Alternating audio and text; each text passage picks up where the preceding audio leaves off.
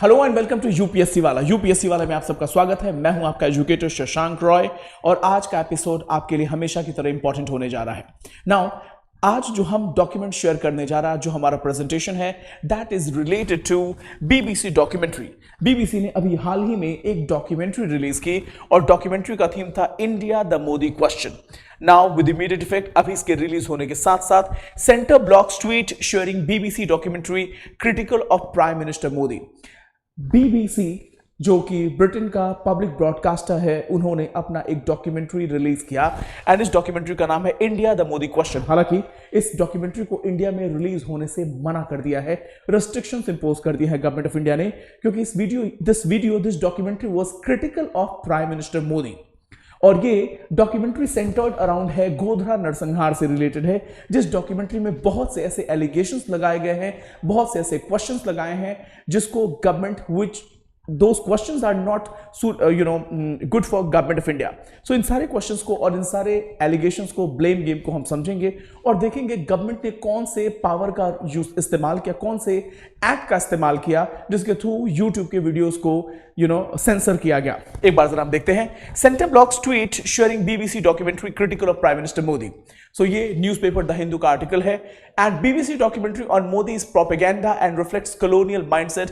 Arindam Bagchi spokesperson है ministry of external affairs के, उन्होंने ये बोला that this is a propaganda documentary. ये डॉक्यूमेंट्री प्रोपेगेंडा का एक हिस्सा है and this is just to stigmatise the image of the government of India, the prime minister of India and casting aspersion on the supreme court of India. ऐसी बहुत सी बातें कही गई हैं। Now let's have a look at it कि allegations क्या क्या हैं। BBC India the Modi Question Series 1 Episode 1 this was about to be released और इससे रिलेटेड बहुत से कुछ ट्वीट्स किए गए थे और ट्वीट्स के साथ साथ YouTube पे इसकी कुछ क्लिपिंग्स भी अपलोड की गई थी और गवर्नमेंट ऑफ इंडिया ने, specially ministry of external affairs ने, ministry of information and broadcasting ने इसको with immediate effect IT act के तहत रिमूव करने के आदेश दिए। According to MEA spokesperson Arindam Bagchi, the bias, the lack of objectivity and frankly a continuing colonial mindset is blatantly visible. If anything, this film or documentary is a reflection of the agency and individuals that are peddling this narrative again. It makes us wonder about the purpose of this exercise and the agenda behind it, and frankly we do not wish to dignify such efforts.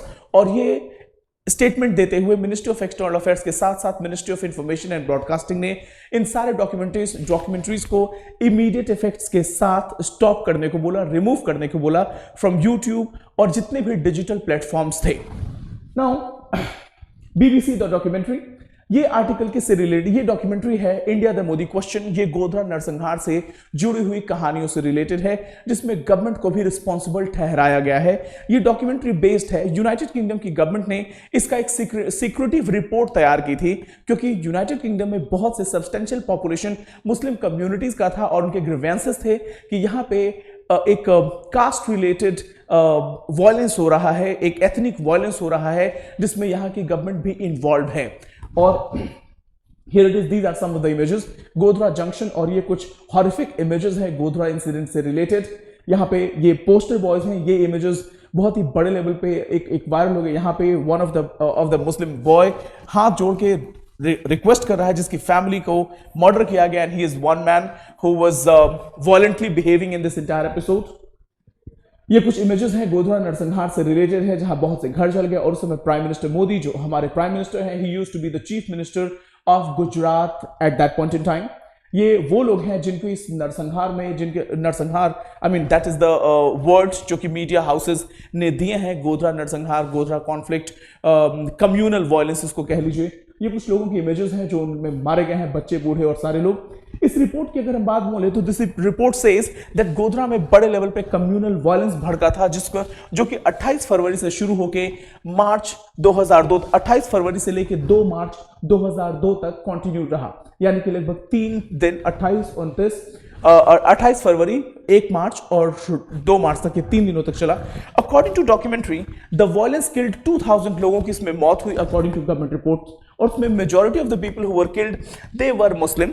और इस report में, इस documentary ने government को भी accountable माना है, governments culpability for the killing, government को भी दोषी ठहराया गया है इस पूरे एपिसोड इस पूरे कम्युनल वायलेंस के पीछे। नाउ सोर्सेस, ये डॉक्यूमेंट्री का सोर्स क्या है, क्योंकि जब गुजरात नरसंहार के बाद से यूनाइटेड किंगडम की गवर्नमेंट ने, जहां की सब्सटेंशियल मुस्लिम पॉपुलेशन है, उन लोगों के अपील पे यूके गवर्नमेंट ने अपना एक सीक्रेट रिपोर्ट तैयार किया था। इस रिपोर्ट की अगर हम माने तो ये रिपोर्ट कहता है कि वीएचपी एंड देयर इल्क, वीएचपी और उनके साथ जो जुड़े हुए संगठन थे, वो किसी भी कीमत पे इतने बड़े लेवल पे इस आंदोलन को, इस कम्युनल वायलेंस में पार्टिसिपेट नहीं कर सकते थे जब तक कि उनके पास इनडायरेक्टली गवर्नमेंट का सपोर्ट ना हो। अगर इंग्लिश में बोले तो VHP and their ilk could never have inflicted so much damage without the climate of impunity created by the state government, for which it asserts Narendra Modi is directly responsible for this entire episode। ये बहुत ही blatant blame है government के ऊपर, क्योंकि उस समय prime minister Modi उस समय वहां के चीफ मिनिस्टर हुआ करते थे। और इस डॉक्यूमेंट्री में यह कहा गया है कि बिना गवर्नमेंट के सपोर्ट के, बिना गवर्नमेंट के कोवर्ट सपोर्ट के बिना इतना बड़ा हादसा नहीं हो सकता। नाउ इसके अलावा इस पूरे आर्टिकल में जो YouTube से वीडियोस हटाए गए हैं, जो अलग अलग डिजिटल प्लेटफॉर्म से वीडियोस हटाए गए हैं, उनके पीछे कौन से गवर्नमेंट ने कौन से पावर का यूज किया है। These are the information technology rules 2021, intermediary guidelines and digital media ethics code. इस एक्ट के अंतर्गत गवर्नमेंट ऑफ इंडिया ने, मिनिस्ट्री ऑफ इंफॉर्मेशन ब्रॉडकास्टिंग ने आदेश दिए कि इन सारे वीडियोस को विद इमीडिएट इफेक्ट ट्विटर और यूट्यूब से रिमूव किए जाए, और इन दोनों डिजिटल प्लेटफॉर्म्स ने इसको कंप्लायंस किया है। कॉन्टेक्स्ट ये है, ministry of information and broadcasting issued direction to block the first episode of BBC documentary India and the Modi question. और इस आदेश के बाद से जितने भी ट्विटर पे ट्वीट्स थे और यूट्यूब पे जो भी क्लिपिंग्स थे वीडियोस की, उन सबको रिमूव किया गया with immediate effect. Now, the direction issued by Ministry of Information Broadcasting Secretary using emergency powers under IT Rules 2021। अब बहुत से बच्चे हमारे वीडियोस को देखने के बाद क्वेश्चन करते हैं कि सर इसका यूपीएससी के लिए रेलेवेंस क्या है। मैं आपको बताना चाहता हूं, क्योंकि मैंने लगातार बहुत से कमेंट्स पढ़े जिसमें बच्चे पूछते हैं कि सर इसका यूपीएससी से रिलेटेड रेलेवेंस क्या है। मैं आपको बताता हूं इस तरीके के क्वेश्चन कब पूछे जा सकते हैं।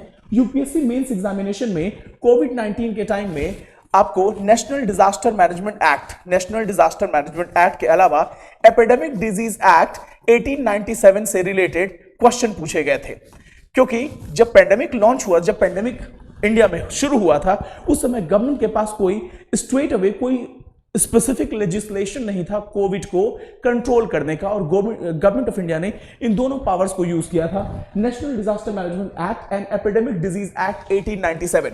इसी तरीके से गवर्नमेंट के बहुत से लेजिस्लेशन और उस लेजिस्लेशन से आने वाले पावर्स के बारे में और उन पावर के यूज और अब्यूज के बारे में हमेशा क्वेश्चंस आ सकते हैं। तो यहां मैं इस रूल के बारे में थोड़ा सा बताऊंगा and then we will go ahead कि बाकी जो इस रूल का मिसयूज होने की पॉसिबिलिटी क्या क्या है।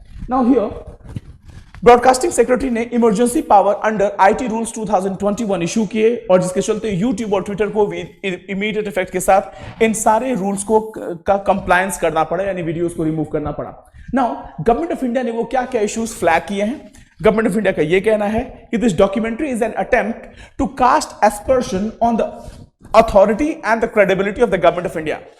ये डॉक्यूमेंट्री क्या कहता है, इस डॉक्यूमेंट्री का कहना यह है, I mean according to ministry of external affairs, ये डॉक्यूमेंट्री एक अटेम्प्ट है to cast aspersion on the authority and the credibility of the government of India and the supreme court as well. So division ये documentary में capacity है। ये documentary हो सकता है भारत में जो इंडियन कम्युनिटीज हैं, जो मल्टीकल्चरल सोसाइटी है, उसमें भेदभाव पैदा करे। Unsubstantiated allegations regarding actions of foreign governments in India, और ये फॉरेन गवर्नमेंट का अनसब्सटैंशिएटेड क्लेम है जिसके पीछे कोई सच्चाई नहीं दिखती है। ये मेरे वर्ड्स नहीं है, मिनिस्ट्री ऑफ एक्सटर्नल अफेयर्स ने कहा है। और क्या कहा गया है, it harms the image of prime minister of India.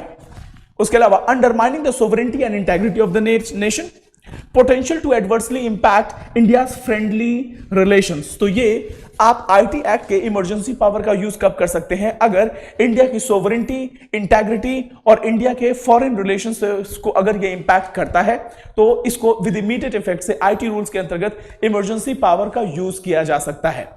आगे देखते हैं, what are the powers used in this scenario. इस power rule 16 of the IT act 2021 ये गवर्नमेंट को पावर देता है with regards to blocking of information in case of emergency. IT rule number 16 of IT rules 2022-21 के अंतर्गत government के पास emergency power है। अगर किसी भी डिजिटल मीडिया प्लेटफॉर्म पे, किसी भी सोशल मीडिया प्लेटफॉर्म पे, किसी पब्लिशर के द्वारा, किसी पब्लिक पर्सनालिटी के द्वारा, किसी इंडिविजुअल के द्वारा ऐसा कोई भी इंफॉर्मेशन फ्लोट हो रहा है जो इंडिया की सोवरेंटी, इंटेग्रिटी और कम्युनल हार्मनी को अनबैलेंस्ड करता है, डैमेज करता है, नेगेटिवली इंपैक्ट करता है, तो गवर्नमेंट इस इमरजेंसी पावर का यूज कर सकता है। आगे देखते हैं। The rule says that in case of emergency nature, अगर कोई ऐसी इमरजेंसी सिचुएशन है तो ministry of information and broadcasting ये पावर यूज कर सकता है। ये क्या कहता है? अगर ministry of information and broadcasting को ऐसा लगता है, यानी गवर्नमेंट ऑफ इंडिया को अगर ऐसा लगता है कि कोई ऐसा इंफॉर्मेशन डिजिटल प्लेटफॉर्म पे है या सोशल मीडिया पे फ्लोट हो रहा है which has necessary or expedient and justifiable for the blocking for public access of any information or part thereof through any computer resources and identified or identifiable persons, publishers or intermediary in control of such computer resource hosting such information or part thereof without giving him an opportunity to hearing। यानी कि अगर government of India को, ministry of information broadcasting को ऐसा कोई भी वाकया नजर में आता है जहां डिजिटल प्लेटफॉर्म पे, सोशल मीडिया प्लेटफॉर्म पे किसी पब्लिशर के द्वारा, किसी इंडिविजुअल के द्वारा, किसी पॉलिटिशियन के द्वारा, किसी भी डिग्नेटरी के द्वारा कुछ ऐसा स्टेटमेंट दिया है जो कम्युनल हार्मनी को डिस्टर्ब कर सकता है, इंडिया के फ्रेंडली रिलेशंस को डिस्टर्ब कर सकता है, इंडिया की नेशनल इंटेग्रिटी, सोवरेंटी से रिलेटेड कुछ अपशब्द कहे जा रहे हैं, या जुडिशरी के अगेंस्ट में कोई ऐसा स्टेटमेंट है जो इंडिया के इमेज को ग्लोबली डेंट करता है या इंडिया के इमेज को डेंट करता है, तो गवर्नमेंट ऑफ इंडिया अपने एक्सेप्शनल पावर का, इमरजेंसी पावर का यूज करके उन इंटरमीडिएट को, उन पब्लिशर्स को, उन इंडिविजुअल को, उस प्लेटफॉर्म को इमीडिएट इफेक्ट के साथ उन वीडियोस को ब्लॉक करने का परमिशन दे सकता है अंडर आईटी रूल्स। आगे देखते हैं। सच ऑर्डर्स में be passed on certain specified grounds including national security and public order. अगर ऐसा कोई स्टेटमेंट, ऐसा कोई वीडियो वायरल हो रहा है जो नेशनल सिक्योरिटी और पब्लिक ऑर्डर के अगेंस्ट में है, गवर्नमेंट इसको यूज कर सकता है, इस पावर का। At the same point in time आपको, you will not have an opportunity of hearing, आपको यह मौका नहीं दिया जाएगा कि आप अपने दोष को बोलें कि आप निर्दोष हैं, या ये वीडियो आपने नहीं बनाया है, ये फेक वीडियो है, या इस वीडियो में आपका इंटेंशन कुछ गलत था। No, not at all. You will not be given an opportunity of hearing. आपको अपना प्रेजेंटेशन देने का मौका नहीं मिलेगा। गवर्नमेंट इमीडिएट इफेक्ट के साथ इमरजेंसी पावर का रूल, इमरजेंसी पावर्स का इस्तेमाल कर सकती है under IT rules 2021। Now differing sentences. According to Ministry of Information Broadcasting, it is a propaganda piece and lacks objectivity and facts. Documentary was not made available in India by BBC. Government of India का यही कहना है कि हमने ये action क्यों लिया है, क्योंकि ये एक प्रोपेगेंडा पर्पस दिखता है। इस वीडियो का यूज, इस डॉक्यूमेंट्री का कोई सेंस नहीं है, कोई ऑब्जेक्टिविटी नहीं है, सिर्फ प्रोपेगेंडा करने के लिए इसको यूटिलाइज किया गया और गवर्नमेंट ऑफ इंडिया के इमेज को डैमेज करने की कोशिश की गई है। Now at the same time document को, इस आईटी रूल के अंतर्गत डॉक्यूमेंट को इंडिया में अवेलेबल नहीं कराया है बीबीसी ने। Now we are seeing distant reactions.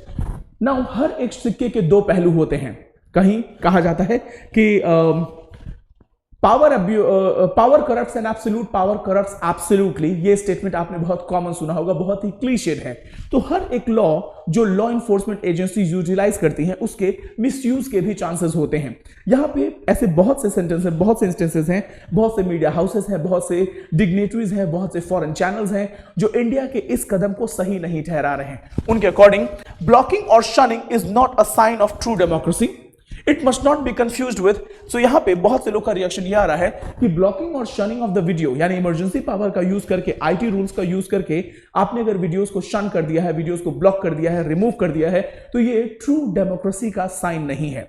Now एक और भी अप्रीहेंशन है कि आईटी रूल्स का यूज कहीं गवर्नमेंट लोगों के स्पीच और एक्सप्रेशन को सप्रेस करने के लिए यूज तो नहीं कर रही, कहीं ऐसा तो नहीं कि मीडिया हाउसेस ऐसे हर एक जगह, हर एक मीडिया हाउसेस या कोई भी न्यूज चैनल जो कोई ऐसा न्यूज अनाउंस कर रहा है या कोई ऐसा डॉक्यूमेंट्री लेके आए या कोई ऐसा वीडियो बनाए जो गवर्नमेंट के रोल को लेके बहुत क्रिटिकल हो और गवर्नमेंट आईटी रूल्स का यूज करके, उनको इमरजेंसी पावर का यूज करके उनको सप्रेस कर दे, उनको रिमूव करा दे, उनको ब्लॉक करा दे।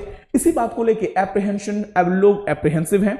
बहुत से न्यूज़पेपर इस बारे में कह रहे हैं कि ये सही मायने में एक डेमोक्रेटिक क्रेडेंशियल नहीं है। ये सही नहीं है, क्योंकि इस पावर का यूज करके आप freedom of speech and expression को सप्रेस करने की भी कोशिश कर सकते हैं। By the way, this must not be confused. अगर देखा जाए तो ये जैसे हमने बॉलीवुड में मूवीज का सेंसर होते हुए देखा है केंद्रीय फिल्म प्रमाणन बोर्ड के द्वारा, ये फिल्म से ये सेंसरशिप नहीं है। इसको इंडिया के फिल्म कम्युनिटी ने, फिल्म फेडरेशन, फिल्म ऑर्गेनाइजेशन ने इसको सेंसर नहीं किया है। This has been, it is a direct action by the state. State के पास, गवर्नमेंट ऑफ इंडिया के पास पूरे पावर हैं कि अगर कोई भी ऐसा वाकया नजर आता है जो इंडिया की सोवरेनिटी और इंटेग्रिटी से रिलेटेड हो, इंडिया के रेपुटेशन को डैमेज करे, इंडिया के institution such as supreme court के ऊपर कोई क्वेश्चन मार्क लगा दे, या इंडिया में कम्युनल हार्मनी को अनबैलेंस्ड करे, पब्लिक ऑर्डर को इंपैक्ट करे, तो गवर्नमेंट आईटी रूल्स में सेक्शन 16 का यूज कर सकता है जिसके इमरजेंसी सिचुएशंस में। सो this is it in this article. और आपको एक ओपिनियन देना था, आपको एक पर्सपेक्टिव देना था। जैसे मैंने यूपीएससी मेंस एग्जामिनेशन में नेशनल डिजास्टर मैनेजमेंट एक्ट और एपिडेमिक डिजीज एक्ट 1897 के बारे में क्वेश्चंस आए थे, इसी तरीके से अगर इस लॉ की बात बोले तो इन लॉ का बहुत बड़े लेवल पे आगे भी मिसयूज देखा गया है। बहुत से ऐसे इंस्टेंसेस आए हैं जहां आईटी एक्ट का यूज और मिसयूज और अब्यूज देखा गया है। What was my purpose behind this video is to make you aware about the law, about its applicability, कि गवर्नमेंट अर्जेंट सिचुएशन में कैसे लॉ को अलग अलग कॉन्टेक्स्ट में यूटिलाइज करती है, सेंट्रल गवर्नमेंट के क्या पावर होते हैं, और यही बातें हाईलाइट करनी थी। So this is it, we will get back to you with a new video. तब तक के लिए thank you so much, god bless you all and जय हिंद, जय भारत। Thank you.